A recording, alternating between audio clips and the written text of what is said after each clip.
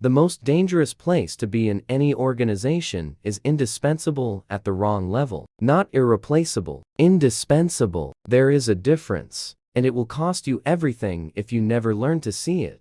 Why? Giving everything signals you have nothing left to protect. There is a specific kind of professional that every organization quietly depends on and rarely promotes. You know this person. You might be this person. They arrive before anyone else. They leave after the room goes dark. They absorb problems that were never theirs to carry. They do not complain. They do not negotiate. They simply deliver and deliver and deliver again.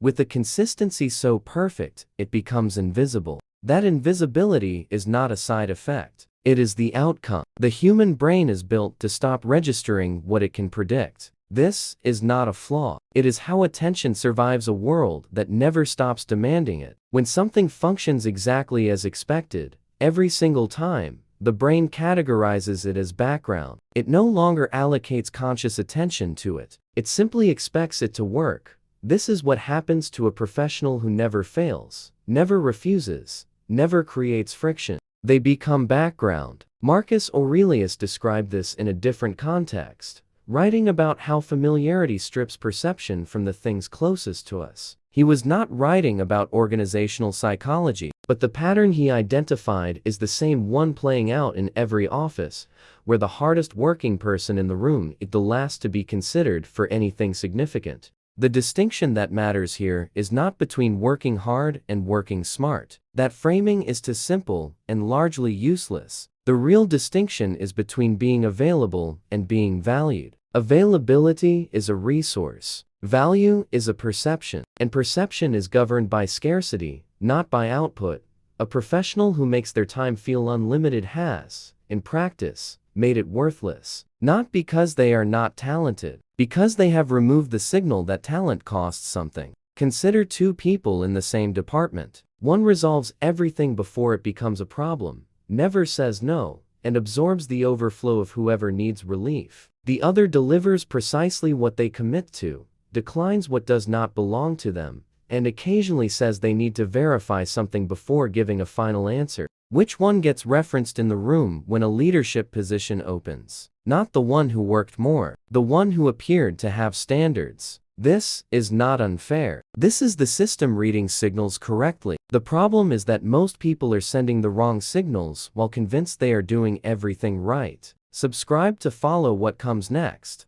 How total reliability trains people to take you for granted. Think about the last time you said yes before you finished hearing the question. There was no calculation, no real consideration of whether you had the capacity, the interest, or the legitimate responsibility to take it on. You said yes because saying yes is what you do. It is faster. It is easier. It avoids the discomfort of the moment when someone looks at you expecting agreement and you give them something else instead. That reflex is not generosity. It is a trained behavior, and it is training everyone around you at the same time. Every yes without deliberation teaches the person on the other side of that yes something specific. There is no cost to asking. The resource is unlimited. The limit, if one exists at all, has never revealed itself. And so the requests continue, and often grow, not because anyone is consciously exploiting you, but because you have never given them any information suggesting they should stop.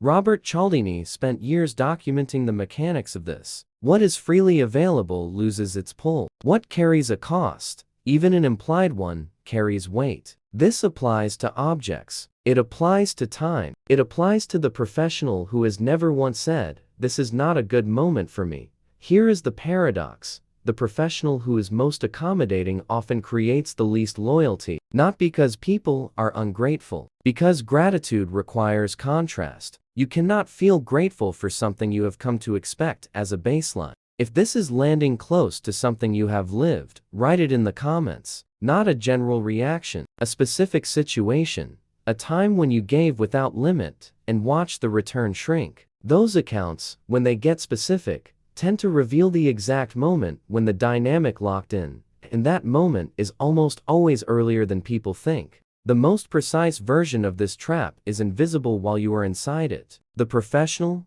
absorbing everything around them, rarely experiences it as exploitation. They experience it as contribution, as investment, as building something. The reframe only becomes available from the outside, or after leaving, or when someone who sees clearly names it in a way that makes it impossible to unsee. What you are absorbing right now is probably somewhere between uncomfortable and accurate. That combination is a reliable sign that something real is being named. Like this. If that combination is exactly what you are feeling, why the hardest worker is often the least dangerous person in the room. Here is the part that nobody in a management position will ever say out loud. The professional who works the hardest is, in most organizational structures, the least threatening person to the people above them. Not because they lack talent, because they are consuming that talent in a direction that poses no strategic risk to anyone's position. They are solving operational problems at a level that keeps everything running. That is genuinely valuable, but valuable to the organization is not the same as valuable to your trajectory inside it. These are two completely different calculations, and conflating them is one of the most expensive mistakes a career can absorb.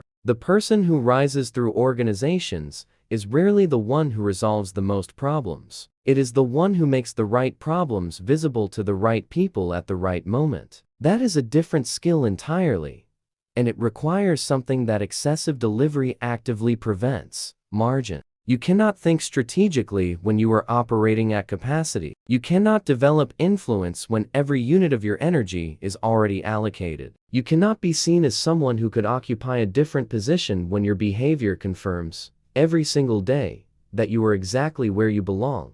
Here is the question worth sitting with: when is the last time you were underworked enough to notice what was happening around you? Not laziness, not withdrawal, just enough space to observe rather than absorb. The samurai tradition had a concept for this, though it was never framed in professional terms. The fighter who is always moving, always reacting, always expending is the fighter who runs out of something before the encounter ends. The one who conserves, who selects, who waits for the moment that justifies full commitment, operates from a fundamentally different position. The application here is not about doing less. It is about changing what your presence communicates. Right now, what does your presence communicate to the people who make decisions about your future? If the honest answer is reliability, you are describing a ceiling, not a foundation. If the honest answer is unpredictability, you are describing a problem of a different kind. The narrow space between those two is where influence actually lives.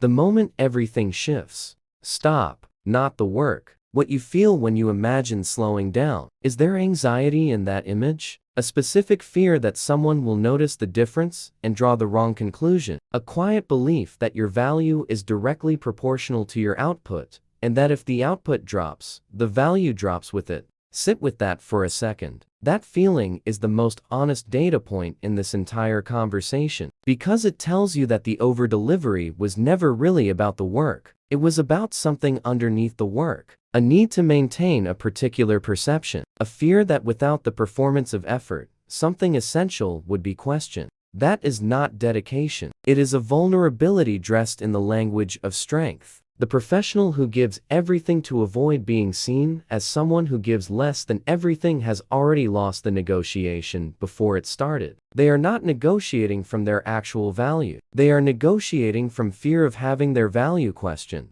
And fear is always the weaker position. The shift does not happen when you decide to work less. It happens when you stop needing to prove that you are worth the space you occupy. When the work becomes something you offer from a position of choice, rather than something you perform to prevent a specific outcome. That shift changes everything about how you move through a room. Not because you change what you deliver, because you change the terms under which you deliver it. People notice this, not always consciously, but something in how you carry yourself begins to read differently. The same output, from someone who does not need to perform it, lands in a completely different register than the same output from someone who is terrified of what happens if they stop. One is a professional, the other is a hostage with a very organized inbox. What power notices and never tells you? There is a distinction that never appears on a performance review, never gets mentioned in a one-on-one, and almost never surfaces in any direct conversation about your career,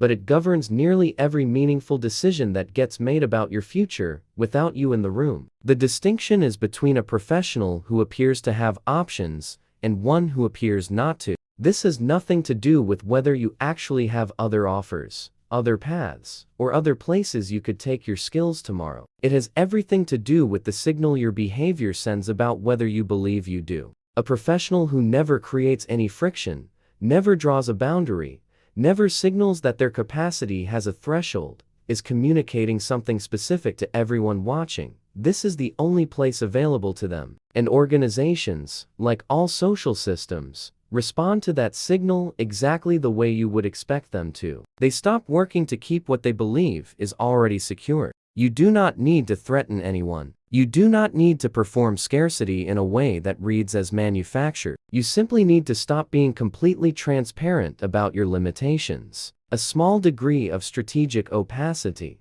applied consistently, changes your position in ways that years of exemplary delivery often cannot. The professional who is fully readable has already handed over the only real leverage they had. If what you have been watching in this video has named something you already knew, but had never quite been able to say clearly, that is precisely what this channel exists to do. Subscribe and turn on notifications. Every video here is built around the same thing: the unspoken mechanics that govern how influence, respect, and authority actually work. Before you close this, think about the last 6 months in your professional life. What was the specific moment when you felt your reliability being taken for granted rather than recognized? Write that moment in the comments. Not the general feeling, the specific moment. The ones that get specific tend to be the ones that are most useful to someone else watching this right now. The version of you that is still waiting to be recognized for what you have already given is operating on a premise that the people you are waiting on never agreed to. That gap